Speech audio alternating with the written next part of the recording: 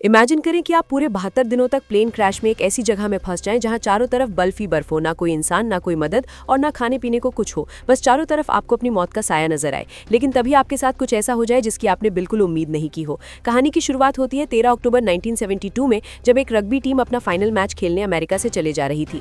ये एक normal flight थी और जहाज के अंदर बैठे सभी प्लेयर्स बहुत खुश थे, क्योंकि उनमें से कई लोग पहली बार प्लेन में ट्रैवल कर रहे थे और ये सभी पहली बार अपनी कंट्री से बाहर किसी दूसरी कंट्री जा रहे थे। कुछ प्लेयर्स के साथ उनके फैमिली मेंबर्स भी थे जो अपने बच्चों को गेम में सपोर्ट करने के लिए उनके साथ जा रहे थे। प्लेन के टेक ऑफ करने के बाद जब वो एंडीज माउंटेन से होकर चिली की तरफ बढ़ने लगा, उस वक्त तक सब कुछ नॉर्मल चल रहा था। अंदर बैठे सभी प्लेयर्स बहुत खुश थे और विंडो सीट से बर्फीले पहाड़ों का नजारा देख रहे थे। लेकिन उन्हें पता नहीं था कि कुछ मिनट बाद उनके साथ कुछ ऐसा होने वाला है जिसके बारे में सोचने से भी डर लगता है। कुछ देर बाद अचानक मौसम खराब हो जाता है। एक बहुत ही तेज बर्फ का तूफान आ जाता है जिससे जहाज तेजी से झटके खाने लगता है। झटके लगने की वजह से सभी पैसेंजर्स घबरा जाते हैं। लेकिन अंदर बैठा एक पैसेंजर बताता है कि जब कोई प्लेन पहाड़ों के ऊपर से गुजरता है तो प्लेन में टर्बुलेंस होता है, यानी ये कोई खतरे की बात नहीं है, जल्द ही सब कुछ नॉर्मल हो जाएगा। लेकिन जैसे जैसे ये प्लेन आगे बढ़ रहा था, इसका टर्बुलेंस भी बढ़ता जा रहा था। जहाज अब और तेजी से झटके खाने लगा। प्लेन के अंदर मौजूद सारा सामान इधर उधर गिरने लगा। ये देखकर लोगों के बीच हलचल मच गई। पायलट्स जहाज को संभालने की कोशिश कर रहे थे,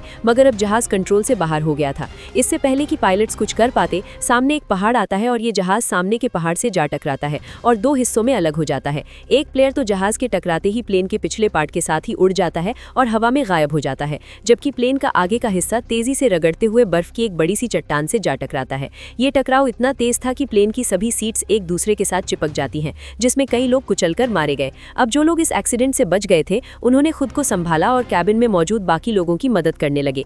कुछ प्लेयर्स जल्दी से पायलट्स के पास पहुंचे और उन्हें बाहर निकालने की कोशिश की, लेकिन इस दौरान ये दोनों पायलट्स भी मारे गए थे। ये एक बहुत ही दर्दनाक माहौल था। हर तरफ खून ही खून फैला हुआ था, चारों तरफ लाशें बिखरी हुई थी। इस प्लेन में टोटल 45 लोग ट्रैवल कर रहे थे, मगर इस क्रैश के बाद 18 लोगों की जान चली गई और सिर्फ 27 लोग जिंदा बचे। अब चूंकि इस जहाज ने शाम को टेक ऑफ किया था, इसलिए थोड़ी देर में ही रात हो गई। बाहर का टेम्परेचर तेजी से गिरने लगा। ठंड इतनी ज्यादा हो चुकी थी कि वो लोग बर्दाश्त नहीं कर पा रहे थे। अब ठंड से बचने के लिए ये लोग वहां पर मौजूद सामान और डेड बॉडीज का इस्तेमाल करके प्लेन के सभी होल्स को बंद कर देते हैं, ताकि बाहर की ठंडी हवा अंदर ना आ सके। और ये सभी लोग ठंड से बचने के लिए एक दूसरे के साथ चिपक कर बैठ गए।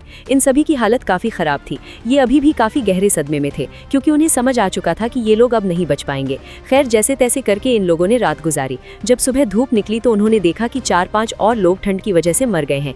लेकिन अच्छी बात ये थी कि अब तूफान रुक चुका था, बाहर का मौसम नॉर्मल हो चुका था। जब ये लोग प्लेन से बाहर आए तो उन्हें दूर दूर तक चारों तरफ सफेद बर्फ के अलावा और कुछ भी दिखाई नहीं दिया। अब इन लोगों को जल्द से जल्द इस जगह से निकलना होगा, क्योंकि ये लोग यहाँ ज्यादा दिन तक जिंदा नहीं रह पाएंगे। इनके आसपास ना तो कोई घर था, ना ही कोई जानवर और ना ही कोई पेड़ पौधे जिनसे ये लोग सर्वाइव कर सकें। अब सबसे पहले इन लोगों ने प्लेन की सीट्स को बाहर निकाला, ताकि प्लेन के अंदर सभी के सोने की जगह बन सके। उसके बाद उन्होंने घायल लोगों को धूप में लिटाया, ताकि उनकी बॉडी गर्म हो सके, और ये लोग पानी पीने के लिए बर्फ को पिघलाकर एक एक बूंद करके पानी जमा करने लगे। उसके बाद उन्होंने सभी लोगों का सामान इकट्ठा किया। कोई काम की चीज मिलने पर उसे एक अलग सूटकेस में रखते गए। अब जो लोग इस एक्सीडेंट में मारे गए थे, उनकी बॉडीज को कुछ लोग प्लेन से दूर लाते हैं और उन्हें बर्फ से ढक देते हैं, ताकि उन्हें सड़ने से बचाया जा सके। और जब यहाँ मदद पहुंचे तो ये लोग उन डेड बॉडीज को अपने साथ ले जा सकें। जब चीजें थोड़ी सुलझ गई तो इन लोगों ने सुकून की सांस ली। इन सभी को बहुत ज्यादा भूख लगी हुई थी। अब बचे हुए खाने में से एक एक टुकड़ा सब में बांटा गया।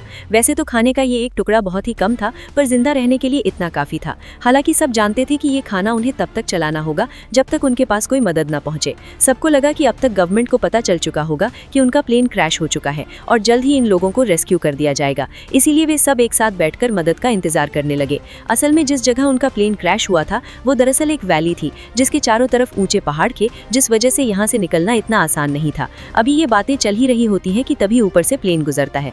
प्लेन को देखकर ये सभी जोर जोर से चिल्लाकर अपनी मौजूदगी जाहिर करते हैं, लेकिन इसका कोई फायदा नहीं होता, क्योंकि वो प्लेन काफी ऊंचाई पर था, जिससे वो नीचे मौजूद फंसे हुए लोगों को देख नहीं पाता और प्लेन उनकी नजरों के सामने से होते हुए गायब हो जाता है। कुछ घंटे बाद रात हो गई। ये सभी एक्स्ट्रा कपड़े पहनकर प्लेन के अंदर छिप गए और अंदर मौजूद लगेज का इस्तेमाल करके प्लेन के सभी होल्स को बंद कर दिया। इस तरह से ये रात भी गुजर गई और अगली सुबह नांदो नाम के एक आदमी को होश आया जो प्लेन क्रैश के बाद से ही बेहोश पड़ा था।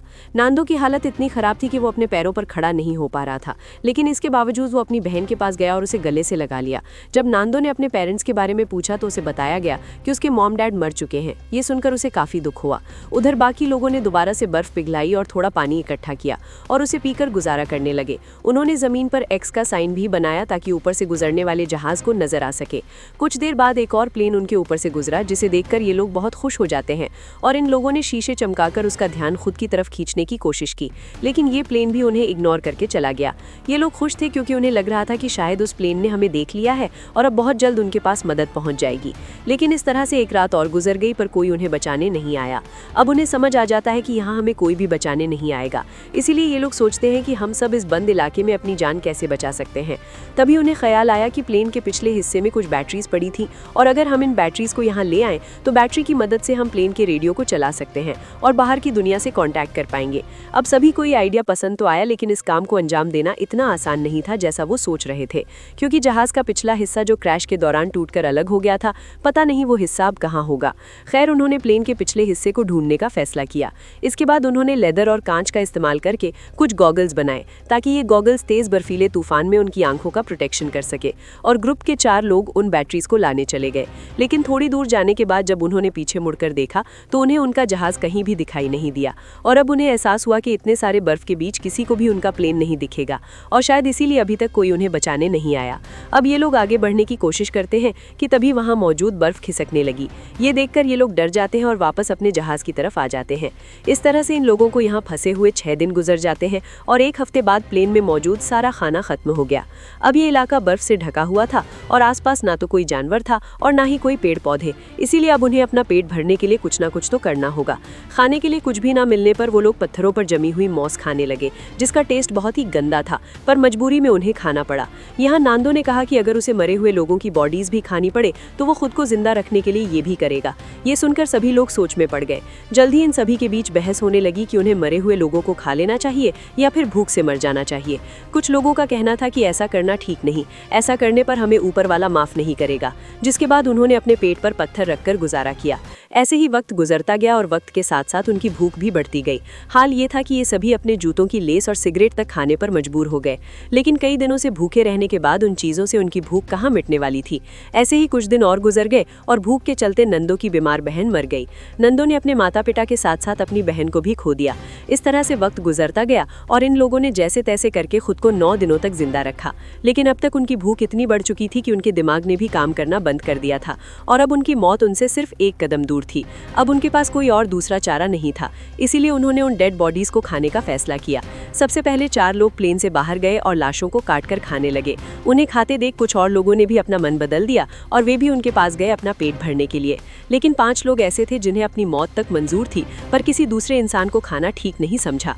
अगले दिन से ये लोग लाशों को दूर ले जाकर काटने लगे ताकि इन 5 लोगों को कोई तकलीफ ना हो। यहाँ पर नुमा नाम के एक लड़के को बर्फ में दबा एक सूटकेस मिला। सूटकेस को खोलने पर उन्हें अंदर एक रेडियो मिला। रेडियो को ऑन करने के बाद उन्हें पता चलता है कि इसमें सिग्नल नहीं है, जिसके लिए इन लोगों ने चीजों को जोड़कर एक एंटीना बनाया और इस रेडियो पर उन्होंने एक न्यूज सुनी जिसमें बताया जा रहा था कि सरकार ने उनकी खोज में कई रेस्क्यू ऑपरेशंस चलाए थे और 66 के करीब हवाई जहाजों को उनकी तलाश में भेजा था। लेकिन इतनी कोशिशों के बावजूद जब इन लोगों का कोई अता पता नहीं चल सका तो सरकार ने उन्हें मरा हुआ डिक्लेयर कर दिया। इसीलिए अब गवर्नमेंट ने उन्हें ढूंढना बंद कर दिया है। ये खबर सुनकर ग्रुप के सभी लोगों की हिम्मत टूट गई और उनके जिंदा बचने की सारी उम्मीदें मिट्टी में मिल गई। अब उन बचे हुए 5 लोगों में से जिन्होंने डेड बॉडीज को खाने से इनकार कर दिया था, उनमें से 4 लोगों ने भी मांस खा लिया, क्योंकि वे जान चुके थे कि यहाँ उनकी कोई मदद करने नहीं आएगा और अब उन्हें खुद कुछ करना होगा यहाँ से निकलने के लिए। यहाँ ग्रुप के 3 लोगों ने दोबारा से जहाज के पिछले हिस्से को ढूंढकर उसमें लगी बैटरीज को लाने का फैसला किया, ताकि वे उसका इस्तेमाल करके बाहरी दुनिया से कॉन्टैक्ट बना सके और उन्हें बता सकें कि हम अभी भी जिंदा हैं। इसके बाद 3 लोग जहाज के पिछले हिस्से को ढूंढने निकल पड़े और कई घंटों तक चलने के बाद उन्हें प्लेन के कुछ टुकड़े मिले, जिन्हें ये लोग उठा लेते हैं और साथ ही उस खिलाड़ी की लाश भी मिली जो क्रैश के वक्त उनसे बिछुड़ गया था। उन्होंने उसकी लाश को दफना दिया और अपना सफर जारी रखा, क्योंकि अब उन्हें भी अंदाजा हो चुका था कि प्लेन का पिछला और बर्फीले पहाड़ों के बीच फंसे लोगों ने भी ये खबर रेडियो पर सुन ली, जिससे सभी खुशी के मारे उछलने लगे। इसके बाद उन्होंने अपने हाथ मुंह धोए और अपना अपना सामान पैक कर लिया। जल्द ही रेस्क्यू टीम रोबर्टो और नांदो को लेकर उस लोकेशन पर पहुंची और प्लेन क्रैश के 72 दिनों बाद आखिरकार उन लोगों को बचा लिया गया। इसके बाद इन सभी लोगों को शहर लाया गया, जहां ये लोग अपने परिवार वालों से मिले और शहर के सभी लोगों ने इनका हीरोज़ की तरह स्वागत किया। अब इन सभी लोगों को हॉस्पिटल में एडमिट किया गया। यहाँ इन सभी ने एक दूसरे को नहलाने में मदद की और फिर इन लोगों को अलग अलग बिस्तर दिए गए। लेकिन उस रात भी ये सभी एक दूसरे के साथ सोए, क्योंकि इस हादसे के बाद ये सभी काफ़ी गहरे सदमे में थे। कहानी के एंड में हमने जाना कि इस प्लेन में कुल 45 लोग ट्रैवल कर रहे थे, जिनमें से सिर्फ 16 लोगों की जान बच पाई। इसी के साथ सच्ची कहानी पर बनाई गई ये फिल्म खत्म हो जाती है।